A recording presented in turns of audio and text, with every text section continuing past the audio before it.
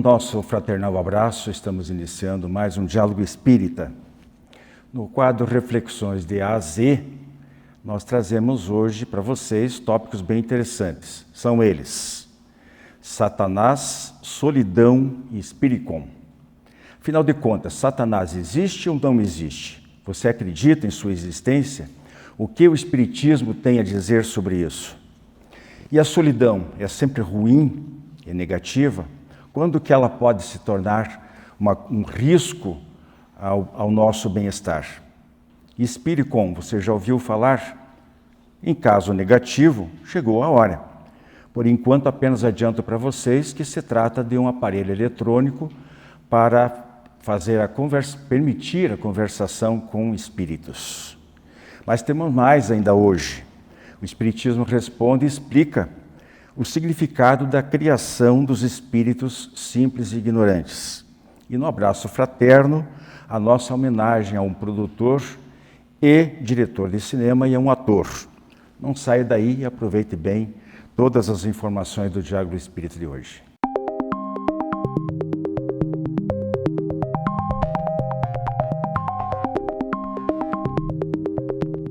Queridos amigos, nosso quadro Reflexões de A a Z de hoje, nós vamos começar logo aqui com a Andréia, depois a Mariana fará alguns complementos. Nós vamos falar sobre Satanás, essa figura famosa, por assim dizer. Todo mundo já ouviu falar dela, mas quem acredita na sua existência? Existe algum fundo de verdade sobre isso? Então, para evitarmos maiores delongas, eu vou passar para a Andréia. Só antes, Andréia, vou fazer a seguinte observação aqui, ó. Após várias comparações no que se refere às traduções sobre a origem das palavras Satanás e diabo, atualmente é consensual entre religiosos seu significado. Diabo é o acusador, sedutor ou enganador, e Satanás é o opositor ou adversário. Ok. A palavra com você. Vamos lá. Eu trouxe alguns apanhados, né? E como seguindo na mesma linha aí do termo, a palavra Satã significaria então acusador. E ela aparece pela primeira vez no livro de Jó, sendo como um promotor celestial. E a sua intimidade com Deus, né, de entrar no céu, de ir e vir livremente, de dialogar com Ele, então com poderes semelhantes a Deus, né? E isso, Kardec, já aqui no livro O Céu e o Inferno, ele já no capítulo que fala sobre os demônios, ele vai desconstruindo essa ideia de um conceito de Satanás, né? Tanto pela religião, quanto pela filosofia, né? De forma filosófica, e também trabalhando sempre no conceito de que, como Deus, sendo um ser criador de todas as coisas, né, infinitamente bom e justo, criaria um anjo que se rebelaria contra ele próprio. Então, não faz sentido que esse conceito a gente entenda, né, como um verdadeiro. Então, o Kardec vai desconstruindo essa ideia, mas é importante a gente entender o simbolismo dessa palavra para o conceito religioso. E, nas pesquisas, esse nome, Satanás, ele vem, na verdade, lá do zoroatrismo, que era uma religião muito antiga, né, dos antigos persas. E nessa religião, esse conceito era como o espírito mau, e os estudos demonstram que foi uma das primeiras formas filosóficas ou religiosas que trabalhavam o conceito de bem e de mal, e que esse termo, Satanás, teria vindo daí, justamente daí. E esse zoroatrismo foi uma das mais antigas religiões, né, a ensinar esse triunfo do mal sobre o bem.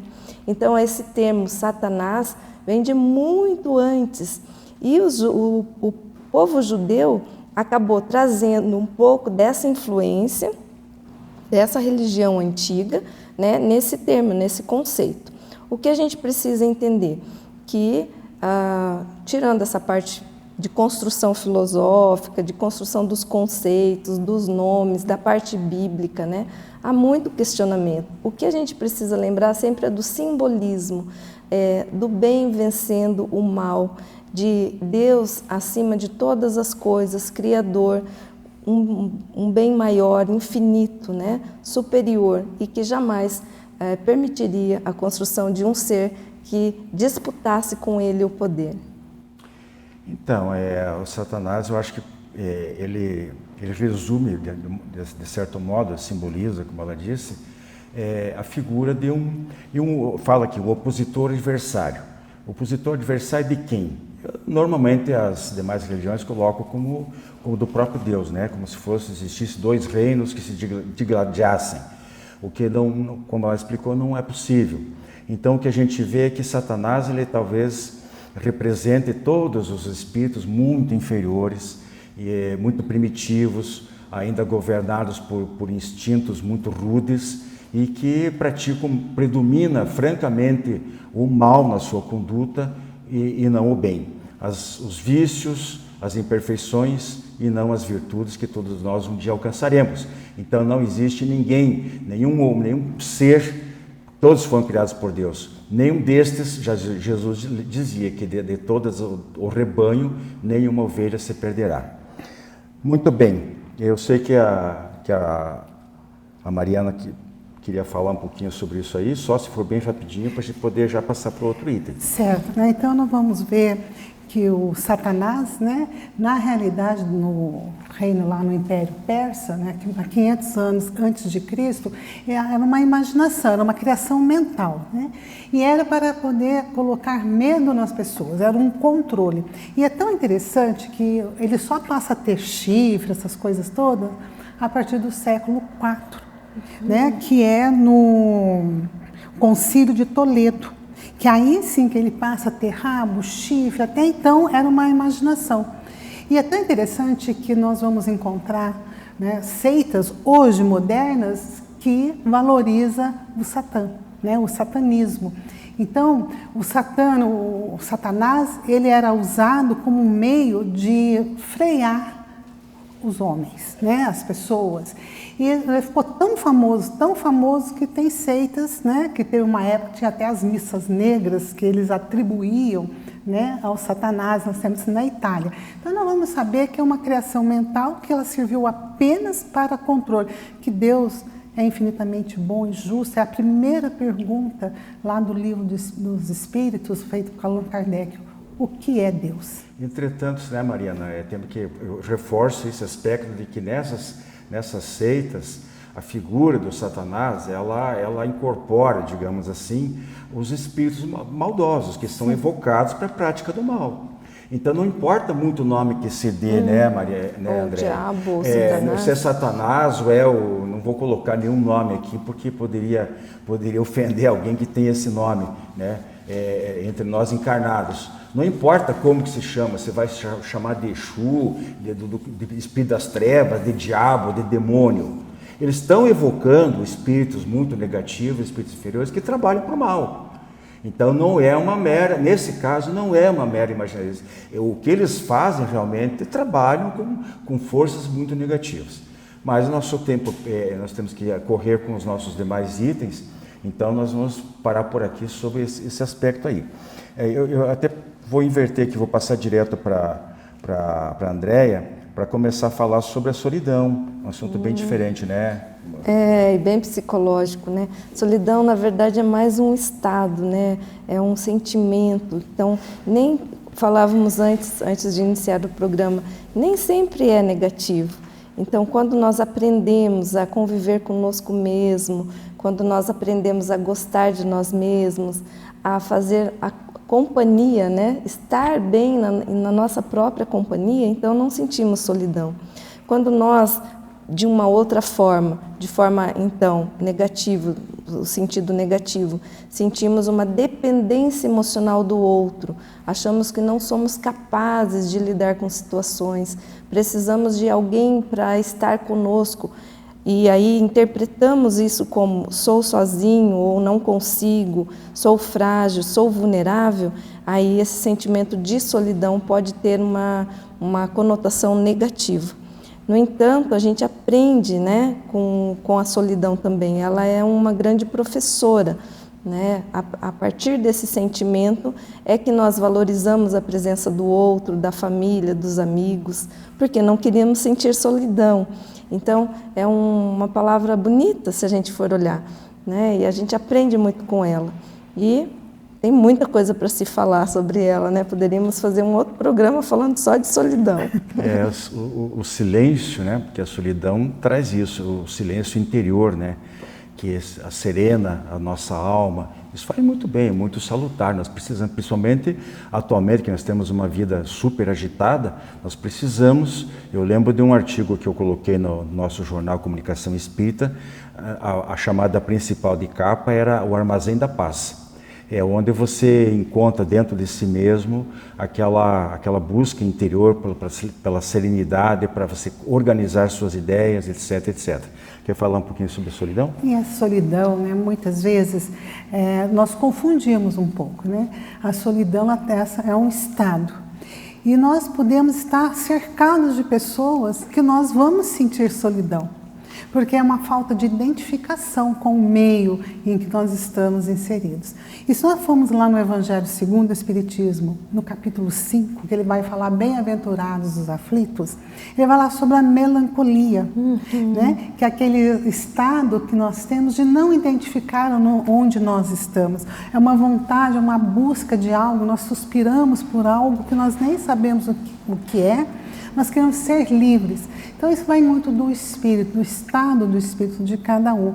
Mas a solidão, como a Andréia trouxe e o seu Wilson, ela tem o seu lado positivo, que é o momento da gente silenciar, né? A gente se sentir bem conosco mesmo. E nós devemos buscar assim, essa paz interior, essa busca de silenciar, de parar um pouco, né? Porque às vezes nós vamos naquela falsa... Mas parar, né, Maria? Só me ocorreu aqui, parar não é ficar sozinho no celular, né? Não, E dele redes não, sociais. Sozinho eu consigo. A mente desse jeito, ela não se organiza de jeito nenhum, né? Vai se organizar com a meditação, com relaxamento, com uma prece, com uma boa leitura, sim, né, que edifique e tal. Senão não vai resolver. Não vai resolver. O parar, que nós falamos assim, é silenciar para escutar Deus. É silenciar para se escutar, né? Para fazer uma autoanálise, fazer uma viagem interior, como Joana de Ângeles diz no livro dela, né? Que a viagem interior ela é dolorosa, porque ela requer que nós tenhamos um olhar para o nosso interior com muito amor, com muito carinho. Então essa solidão, ela difere dessa solidão que é falada por aí. A solidão, ela traz os seus benefícios, sim. Bom, vamos passar para o terceiro item. Então, espiricom, ele vem de espírito e com de comunicação, comunicação com espírito. O engenheiro George Mick, ele era engenheiro aposentado da NASA quando ele passou a se dedicar a esse tipo de trabalho, na Carolina do Norte, nos Estados Unidos. Investiu $500 mil do próprio bolso para construir esse aparelho em 1977. Teve 5 versões, chamava de Mark 1, 2, 3, 4 e 5. Houve diálogos com 3 entidades, a primeira delas em outubro de 1977, o espírito de um médico. Uma das comunicações estabelecidas foi com o espírito de um outro engenheiro da NASA, George Jeffries Miller, falecido 14 anos antes. E esse espírito, através desse aparelho, é um tanto quanto tosco, se nós formos comparar com o que existe hoje, inclusive a tecnologia humana de comunicação, né? Mas ele informou o nome, o local que residia, a profissão, o número do documento de identidade e o número, inclusive, de um seguro que ninguém sabia que existia. E ele, preocupado com a esposa, com a viúva, né, queria que esse seguro fosse encontrado para que ela pudesse desfrutar do mesmo. E isso realmente ocorreu. Consta em alguns lugares que parte dessas informações não teriam sido passadas todas por esse aparelho, que os espíritos falariam através dele, mas através de clara audiência. O que quer dizer isso? Vozes de espíritos que teriam sido captadas por um membro da equipe do próprio George Mick, que era um técnico eletrônico chamado William O'Neill. William Francis Gray Swan, em 17 de setembro de 1977, mesmo ano, mas já com a versão do Mark III, foram obtidas ali 25 horas de gravações. E as comunicações eram nos 2 sentidos. Os espíritos ouviam as perguntas, respondiam e vice-versa. Bom, atualmente esse aparelho está totalmente superado, né? Surgiram depois as comunicações através de computador, através de secretária eletrônica, também já é uma coisa ultrapassada, gravadores, etc. Você quer falar um pouquinho? Eu quero. Eu acho interessante nesse estudo do Spiricom como ele foi e né, continua sendo um dos precursores dessa curiosidade, né, de como a gente se comunica com o mundo espiritual e que existe a possibilidade. Então, só por esse fato já é muito valioso. Uma outra coisa é que no programa Pinga Fogo, o Chico, em determinado momento, isso é fácil de acessar na internet, ele fala que no futuro, que não é tão longe assim, haveria aparelhos capazes de captar, né, como se fossem aparelhos de televisão, capazes de captar a vida espiritual, né, a comunicação com os nossos entes queridos. Então, ele foi um grande precursor, continua sendo e faz parte, porque outros aparelhos mais modernos continuaram a partir desse elemento inicial aí, desses estudos iniciais com o Spiricom. Exatamente. E é bem interessante que sai do campo religioso e passa para o campo científico. Exato. Né? Então, esse é o grande momento para nós que somos a doutrina espírita, porque nós, na Kardec, já trouxe isso no Livro dos Espíritos, antes, lá no antigo, né, na Idade Antiga, a Idade Média, a Idade Moderna, vem falando essa comunicação com o plano espiritual, né? Tinha as pitonisas nos oráculos. Então, esse estudo científico só vem colaborar, né, com a doutrina espírita, trazendo esse lado científico, que já é a doutrina espírita, ela é científica. Ela não é só o cunho religioso e filosófico. Né? Exatamente. Inclusive, existe uma sigla para isso aí, né? Que é TCI, Transcomunicação Instrumental, em oposição, alguns chamam de TCM, que é Transcomunicação Mediúnica. Então, através de médiuns encarnados, isso é o processo de comunicação com os espíritos que todo mundo conhece, todo mundo já ouviu falar. Agora, através de aparelhos diversos, inclusive alguns que eu citei a mais, do que sucederam os Spiricom, né? Foi a primeira vez, isso já há quase 50 anos.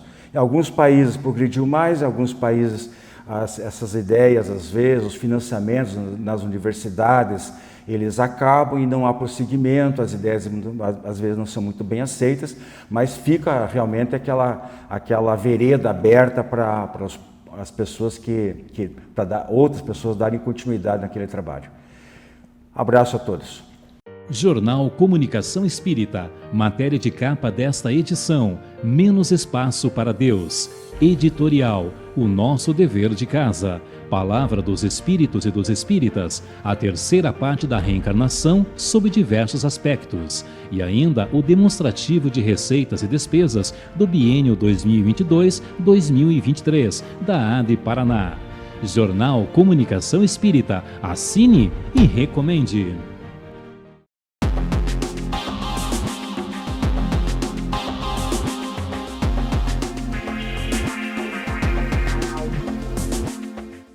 Olá, amigos. No quadro O Espiritismo Responde de hoje, nos encaminharam a seguinte questão, muito instigante, aliás. Gostaria que vocês explicassem o que significa termos sido criados simples e ignorantes e quando que isto aconteceu.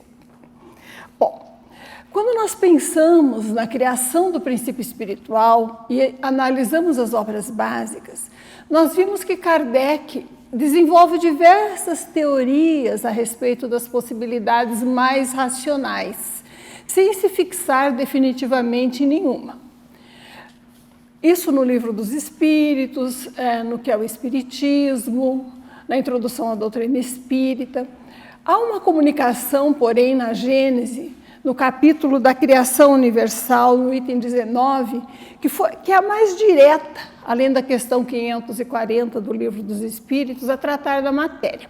E lá os Espíritos dizem o seguinte: o Espírito não chega a receber a iluminação divina que lhe dá simultaneamente com o livre-arbítrio e a consciência a noção dos seus altos destinos, sem haver passado pela série divinamente fatal dos seres inferiores. entre os quais se elabora lentamente a obra da sua individuação. O que isso significa? Que o princípio espiritual, portanto, que hoje, no homem tem raciocínio, consciência, pensamento contínuo, livre-arbítrio, sendo Deus justo, se desenvolveu ao longo dos bilhões de anos, adquirindo experiências nas espécies inferiores que antecedem a espécie humana. Aliás, Pierre Chardin, um famoso jesuíta, católico, portanto, que foi proibido pelo Vaticano de publicar as suas obras enquanto ainda encarnado, foram publicadas pós-mortem, ele dizia que até nos cristais já se verifica a ação de uma espécie de psiquismo primitivo. Como a matéria não se organiza por si só, em seu estado natural ela ficaria dispersa, podemos ver a consciência divina agindo sobre ela e organizando o universo. E em ponto menor, o nosso psiquismo e o princípio espiritual primitivo agindo sobre a matéria e agregando, organizando-a nas formas até anteriores ao próprio surgimento da vida orgânica e adquirindo experiência nessas fases evolutivas. Poderíamos pensar assim, talvez, que no cristal o princípio espiritual começasse a adquirir a capacidade de aglutinar elementos, de se organizar, de reproduzir formas de alguma forma com a mera aglutinação e atração dos elementos. Aprenderia então a atrair. Mais evolvido, o princípio espiritual nos vegetais, aprenderia a reagir ao meio ambiente, adquirir a capacidade da irritabilidade, a capacidade de congregar elementos, conduzindo-os à sua forma, trabalhando provavelmente de forma agrupada para produzir os vegetais que existem na Terra. Muitos milênios depois, esse princípio espiritual, adquirindo experiências cada vez mais complexas, chegaria ao reino animal, onde aprenderia a desenvolver o instinto, a proteção da prole, a reprodução, e adquiriria os elementos básicos que depois formariam uma espécie de estrutura básica da própria experiência humana. Nos animais mais evolvidos, vemos até rudimentos de raciocínio e inteligência. E a chegada à espécie humana, temos então o pensamento contínuo, a razão e, consequentemente, a liberdade e a responsabilidade, em que o homem, não recebendo mais os impulsos evolutivos de fora para dentro, com as leis naturais agindo sobre ele, adquire a autonomia necessária para impulsionar o seu próprio desenvolvimento espiritual na conquista da sua imortalidade gloriosa, consciente e livre. Podemos dizer, como no poema hindustânico de 4.000 anos atrás, que Leon Denis repete em suas obras, que o princípio espiritual dorme no mineral, agita-se ou sonha, melhor, no vegetal, agita-se no animal e começa a acordar no homem, preparando o seu destino futuro em que, despojado e conquistado já o instinto, adquirirá a iluminação da sabedoria e do amor no estado de espírito livre e perfeito na angelitude. Esse é o nosso destino fatal. Muita paz.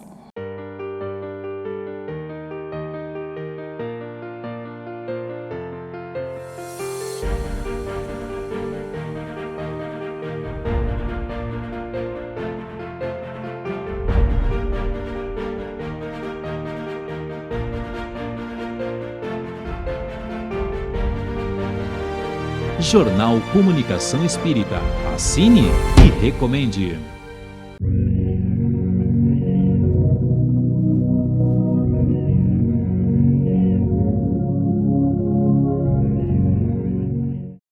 Nosso abraço fraterno desta semana vai para duas personalidades do meio artístico que trabalham com eventos e entretenimento, espíritas principalmente. Estou falando primeiramente do diretor, produtor, diretor e roteirista de filmes espíritas Wagner de Assis e do ator Renato Prieto. De Wagner de Assis, vale citar inclusive que essa lembrança que a gente faz aqui poderia perfeitamente servir de um cumprimento atrasado, pelo transcurso do seu aniversário, que foi dia 18 de março, nascido ele em 1971. Mas, claro, abrimos espaço fundamentalmente pelos seus trabalhos na área espírita. Então nós o temos como diretor de Nosso Lar 1 e Nosso Lar 2, Os Mensageiros, que chegou aos cinemas agora no início do ano, a biografia de Kardec, Chico para Sempre e Ninguém de Ninguém, baseado na obra da escritora Zíbia Gasparetto. Como produtor, Ninguém de Ninguém em Nosso Lar 1, e como roteirista em Nosso Lar 1 e 2, Ninguém de Ninguém e a biografia de Kardec. Já Renato Prieto teve papéis de destaque nessas produções, algumas delas pelo menos, além de atuar em peças de teatro. Temos no cinema a participação dele em Nosso Lar 1 e 2, Bezerra de Menezes, O Diário de um Espírito, e o curta 2001, Suicídio Nunca, é uma pergunta, suicídio? Nunca, baseado em fatos reais de uma jovem de 26 anos que pretendia se atirar de um viaduto com a filhinha de 4 anos. No teatro, compõe o seu currículo entre as peças espíritas as seguintes: A Morte é uma Piada, O Semeador de Estrelas, Encontros Impossíveis e A Vida Continua, Além da Vida, Quem é Morto Sempre Aparece, Divaldo Simplesmente Franco e Nosso Lar, Vidas Passadas. E agora mais uma boa notícia para os aficionados, tanto do Wagner de Assis como do Renato Prieto.